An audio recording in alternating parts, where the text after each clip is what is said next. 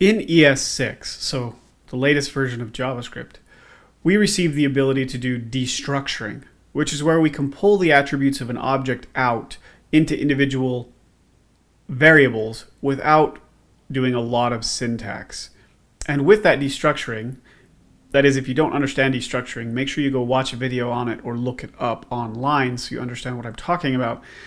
But with destructuring, we can actually use that inside of our components to show data inside of our JSX or inside of the user interface for our component without needing to do this right here.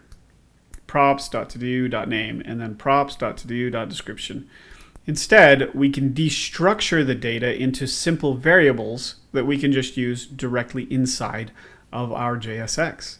To do that, we simply do this. We say const, and then within curly braces, we define the variables we want to use, which fit the same name as the variables within the object we're trying to pull them out of. So in this case, it's name and description. And then we say equals, oops, get rid of that curly brace. We say equals, and then props.todo. Now, because we're using props.todo, and we are trying to destructure that data by pulling out name and description, because name and description are the names of attributes on this object, JavaScript behind the scenes will create a new variable for each of these properties, the name and the description, and it will pull those values out, put them into these variables, and now we can simply use name and description inside of our JSX, and we can get rid of all of that other dot notation by simply doing this. So through data destructuring, we can go ahead and pull what's in our props, and we can even use this with state inside of a stateful component or a class-based component and pull those things out for use with inside of our JSX. This comes in super handy in functional components, especially when we are trying to display data and we don't want to have to do props.todo.name and props.todo.description.